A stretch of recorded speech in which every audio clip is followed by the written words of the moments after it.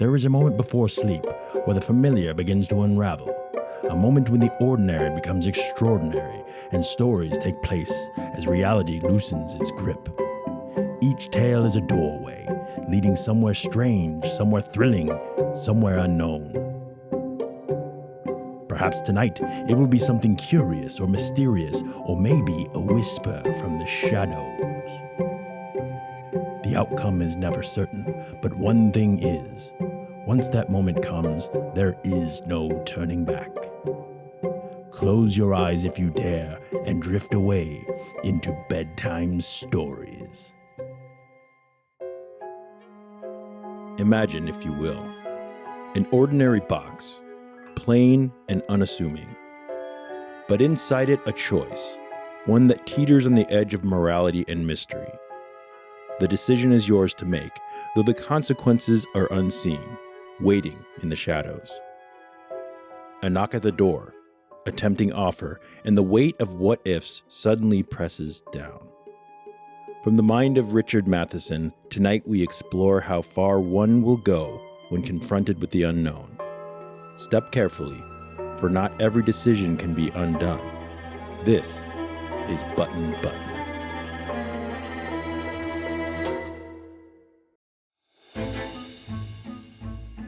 The package was lying by the front door, a cube-shaped carton sealed with tape, their name and address printed by hand. Mr. and Mrs. Arthur Lewis, 217 East 37th Street, New York, 10016.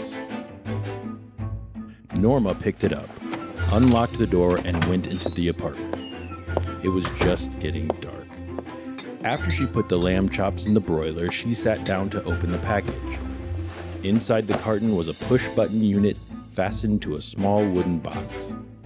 A glass dome covered the button. Norma tried to lift it off, but it was locked in place. She turned the unit over and saw a folded piece of paper, scotch taped to the bottom of the box. She pulled it off. Mr. Stewart will call you at 8:00 p.m. Norma put the button unit beside her on the couch. She reread the typed note, smiling. A few moments later, she went back into the kitchen to make the salad. The doorbell rang at 8:00. I'll get it. Norma called from the kitchen. Arthur was in the living room, reading. There was a small man in the hallway. He removed his hat as Norma opened the door. Mrs. Lewis? Yes? I'm Mr. Stewart. Oh, yes. Norma repressed a smile. She was sure now it was a sales pitch. May I come in? I'm rather busy. I'll get you your whatchamacallit, though. She started to turn. Don't you want to know what it is? Norma turned back. Mr. Stewart's tone had been offensive. No, I don't think so. It could prove very valuable. Monetarily? She challenged. Monetarily. Norma frowned. She didn't like his attitude. What are you trying to sell? I'm not selling anything. Arthur came out of the living room. Something wrong? Mr. Stewart introduced himself. Oh, Arthur pointed toward the living room and smiled. What is that gadget anyway? It won't take long to explain, Replied Mr. Stewart. May I come in? If you're selling something... Arthur said. Mr. Stewart shook his head. I'm not. Arthur looked at Norma. It's up to you. He hesitated. Well, why not?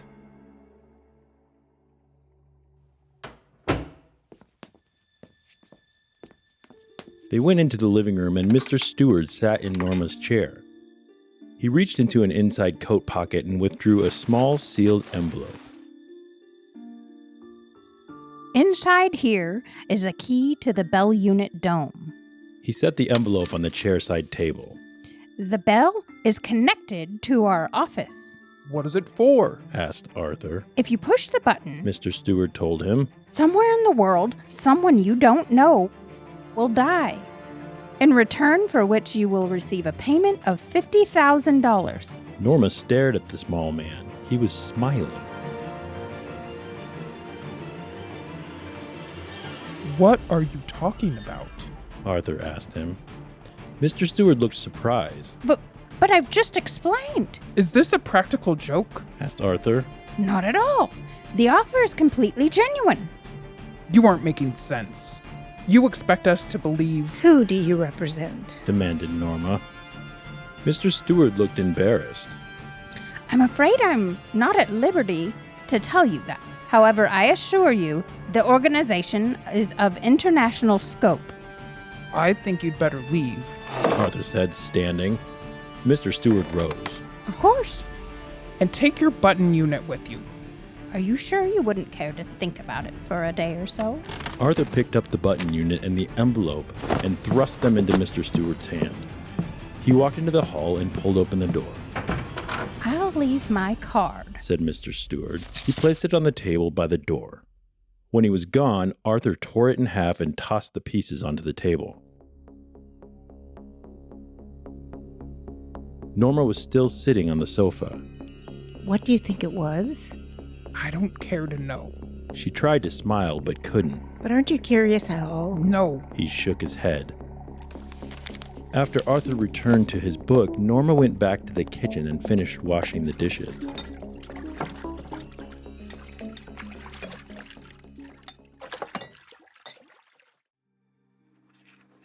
Why won't you talk about it? Arthur's eyes shifted as he brushed his teeth. He looked at his reflection in the bathroom mirror. Doesn't it even intrigue you? It offends me. I know, but Norma rolled another curler in her hair. doesn't it intrigue you too? You think it's a practical joke. She asked as they went into the bedroom. If it is, it's a sick one. Norma sat on her bed and took off her slippers.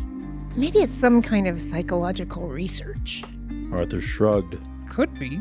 Maybe some eccentric millionaire's doing it. Maybe. Wouldn't you like to know? Arthur shook his head. Why? Because it's immoral. Norma slid beneath the covers. Well, I think it's intriguing. Arthur turned off the lamp and leaned over to kiss her. Good night. Good night. She patted his back. Norma closed her eyes. $50,000, she thought.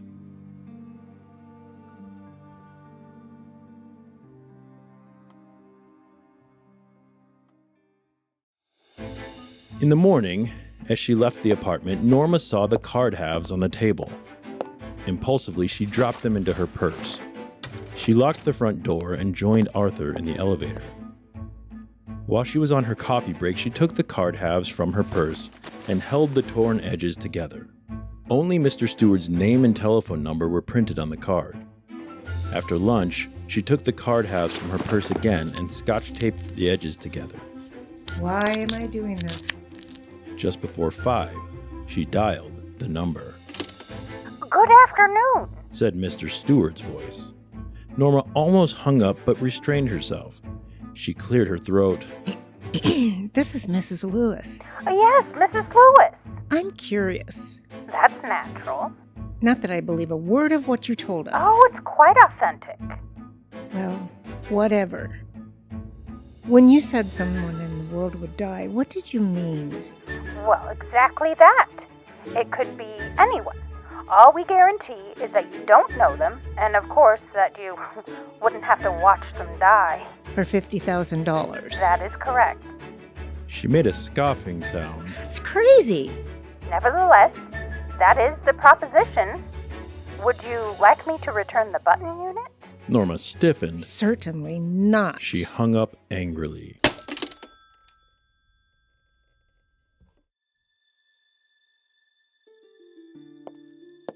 The package was lying by the front door. Norma saw it as she left the elevator. Well, of all the nerve, she thought. She glared at the carton as she unlocked the door. I just won't take it in, she thought. She went inside and started dinner. Later, she went into the front hall. Opening the door, she picked up the package and carried it into the kitchen, leaving it on the table.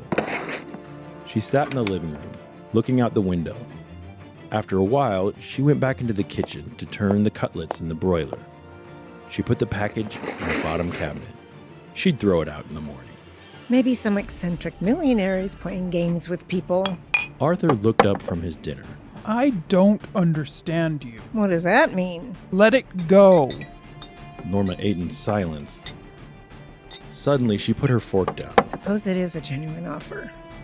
Arthur stared at her. Suppose it's a genuine offer? All right, suppose it is. He looked incredulous. What would you like to do? Get the button back and push it? Murder someone? Norma looked disgusted. Murder? How would you define it? If you don't even know the person? Arthur looked astounded. Are you saying what I think you are? If it's some old Chinese peasant 10,000 miles away? Some diseased native in the Congo? How about a baby boy in Pennsylvania? Some beautiful little girl on the next block. Now you're loading things. The point is, Norma, what's the difference whom you kill? It's still murder. The point is, if it's someone you've never seen in your life and never will see, someone whose death you don't even have to know about, you still wouldn't push the button? Arthur stared at her, appalled. You mean you would? $50,000, Arthur. What has the amount? $50,000, Arthur. A chance to take that trip to Europe we've always talked about. Norma, no. A chance to buy that cottage on the island. Norma, no. His face was white. She shuddered. All right, take it easy. Why are you getting so upset? It's only talk. After dinner, Arthur went into the living room. Before he left the table, he said, I'd rather not discuss this anymore if you don't mind. Norma shrugged. Oh, fine with me.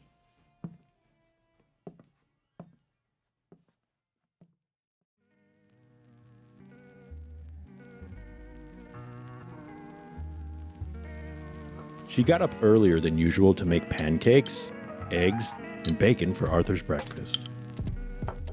What's the occasion? He asked with a smile. No occasion. Norma looked offended. I wanted to do it, that's all. Good. I'm glad you did. She refilled his cup. Wanted to show you that I'm not Not what? selfish. Did I say you were? Well, She gestured vaguely. last night, Arthur didn't speak. all that talk about the button, I think you, misunderstood me. In what way? His voice was guarded. I think you felt She gestured again. that I was only thinking of myself. Oh, I wasn't. Norma. Well, I wasn't. When I talked about Europe, a cottage on the island, Norma, why are we getting so involved in this? I'm not involved at all. She drew in a shaking breath. I'm simply trying to indicate that What? I'd like for us to go to Europe. I'd like for us to have a cottage on the island. Like for us to have a nicer apartment, nicer furniture, nicer clothes, a car. Like for us to finally have a baby, for that matter. Norma, we will. When? He stared at her in dismay. Norma, When? are you He seemed to draw back slightly. really saying, I'm saying that they're probably doing it for some research project. Norma, She cut him off. That they want to know what average people would do under such a circumstance. That they're just saying someone that would die in order to study reactions. See if there'd be guilt, anxiety, whatever. You don't think they'd kill somebody, do you? Arthur didn't answer. She saw his hands trembling. After a while, he got up and left.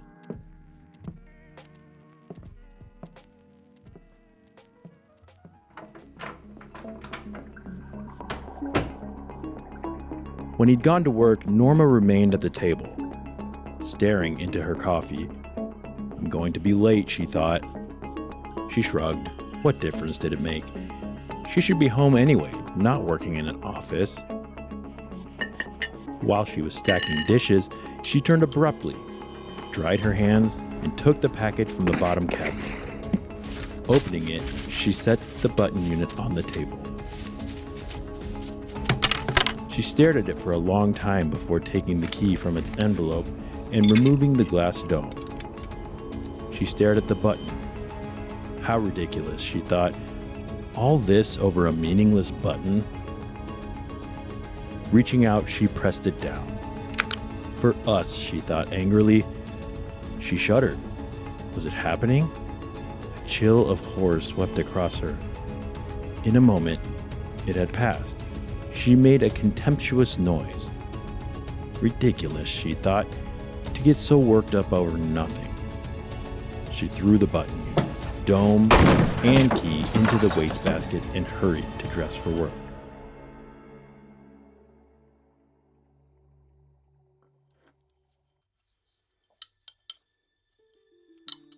She had just turned over the supper steaks when the telephone rang.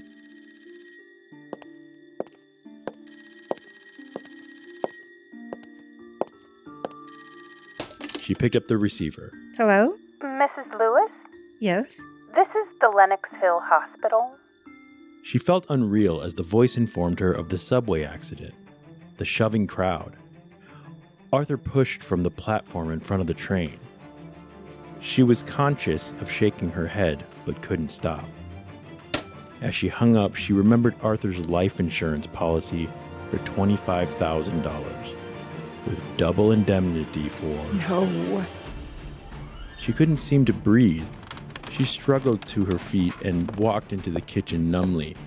Something cold pressed at her skull as she removed the button unit from the wastebasket. There were no nails or screws visible. She couldn't see how it was put together.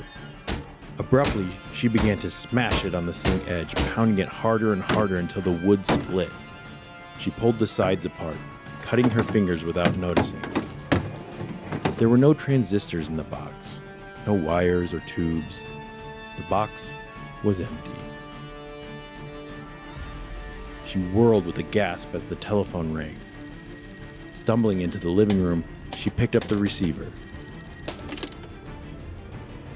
Mrs. Lewis? Mr. Stewart asked.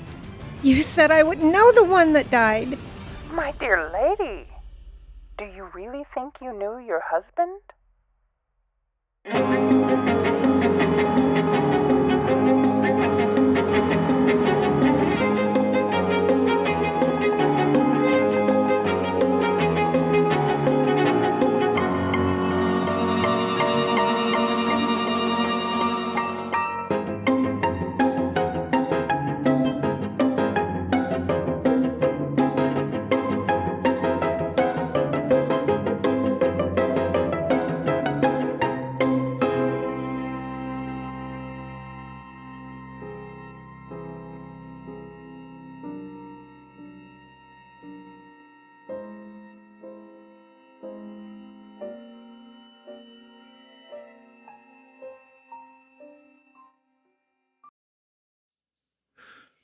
Bum, bum, bum.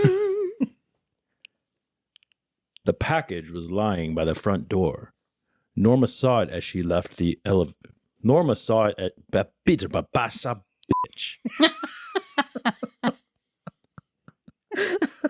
Sometimes you just have to say bitch. Uh-huh. Okay. Let me get some dinosaur juice here. Oh, yeah. You will have a little drink. I'm going to have a little swig, too, I think.